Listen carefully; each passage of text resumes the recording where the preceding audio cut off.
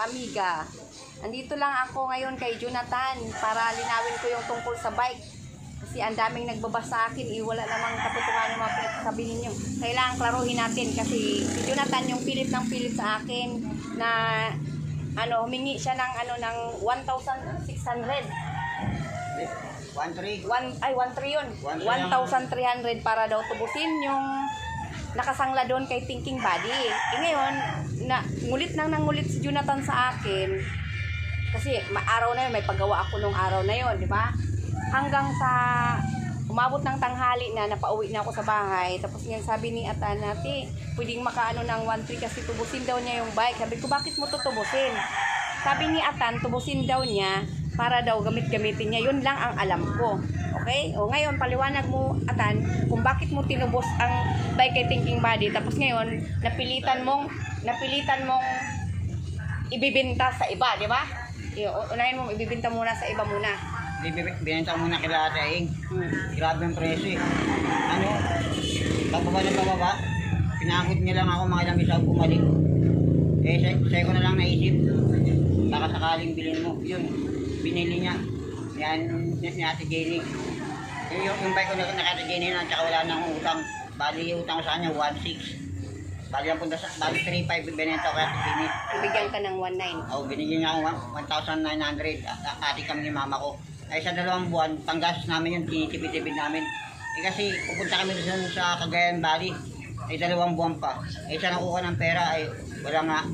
Ay puro pagkain lang, ay makagustuhan na namin pambili. Wala akong trabaho pambili. Yun, dinidibet-capture lang ako. Tsaka sa akin na yun eh. Nag-usap na kami ni Buddy Ron. Tsaka yung presyo niya, alam ko na kung magkano yun. Parang balik suli lang. Kung ano binili ni Buddy doon yung magkano yun, ganun lang binenta ko rin at Jenny. Balik pera lang presyo. Ngayon, ako naman magsasalita. Ngayon, yung bike na yon kasi nagpagawa na ako ng tanghali naman, nagpagawa naman ako. Kasi wala ako lagi sa bahay, nagpapagawa. Ngayon, paggawa, umuwi ako sa bahay, mga lampas 5:00 kasi ang tao ko na 2, dinala ko dito sa may bahay. Diba? Nagpakot ako ng mga kahoy uli. Ngayon, paghakot ko ng kahoy, si Ata naman biglang dumating kasama, dala-dala na yung bike. Ngayon, nung dumating si Atan, nangungulit na naman si Atan. Sabi ko, Atan, sandali lang kasi may ginagawa ako, may mga tao pa akong inuutusan. Ngayon, pagkatapos ng utos, magagabi na yun. Sabi ko, ano Atan, pag-usapan natin.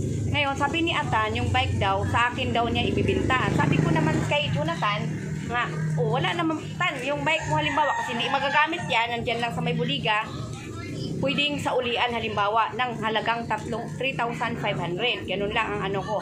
Pero sabi ni Atan, sa iyo ko na lang talaga ibinta kasi sa iba ko ibibinta, baka hindi ko na makuha. Sabi ko sa akin walang problema kasi ako may mga bike din naman ako. Nandun mayroon akong bike sa budiga.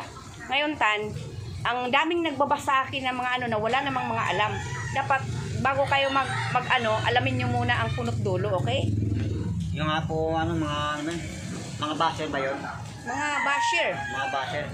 Yung mga basher mo ba yun, te? Basher mo. Ang daming mga nabasa ko. Ayan, papaliwanag ako. Sige, yung mga basher ni Ate Jenny, hindi totoo yun. Ang katotohanan yung pinag-usapan namin ngayon lang. Mapapanood mo sa video yun. Ando na, nasa video na yun. Panoodin nyo na lang yung sinabi ko. Tsaka ayos na kami ni Thinking Body, sa ni Kuya Renji. Nagkaliwanagan na kami ni Thinking Body. Ayos lang. Yung kasi ganyan na lang nilinaw niya kasi pinabasa ng basher niya. Sa akin naman wala akong basher kasi akin naman yun. Bigyan na ng impulsor sa akin yun. Tsaka hindi naman napalayo yung bike. Kaya Kate Jenny naman, may tiwala mga Kate Jenny. Kahit anong oras pwede naman tubusin yun. Kasi kung sa iba. Yun lang kasi sa iba. Mura pa, baka hindi ko na kahit tubusin. Hindi na ibibigay sa akin ni Ate Aing. Kaya dito na lang sa amin. Sa inupa namin Ate Jenny. Yun lang mga basher. Huwag nyo nang pasirin si Ate Jenny. Walang kasalanan yan. Tsaka wala namang kasalanan eh. May paliwanag lang ako.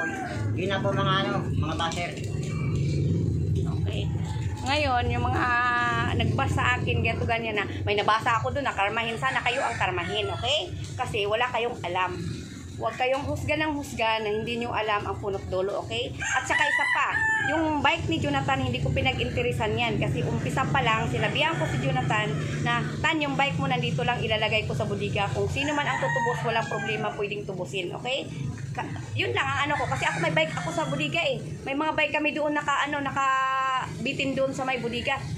Yun lang ang ano ko na napanood ko lang doon na ano, kung gusto niyo pumasyal kayo sa bahay, tingnan niyo kung ang bike doon kung wala kaming bike, o di ba? Ngayon yung bike ni Jonathan na bininta sa akin, sa ulian na lang ni Thinking Body, walang problema yun sa akin, okay? So, huwag kayong husga ng husga dahil wala kayong alam at hindi niyo alam ang punot dulo, okay?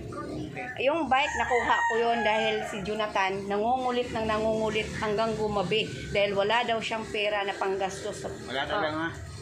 Ano daw ang ginagamit mo sa pera? Yun ang may nabasa rin ako. Binibili namin ulam eh. Tsaka mga iba-ibang importante na mga pangkaraniwan lang. Wala nga pang bili. Meron nga bigas. Tapos mga samyos.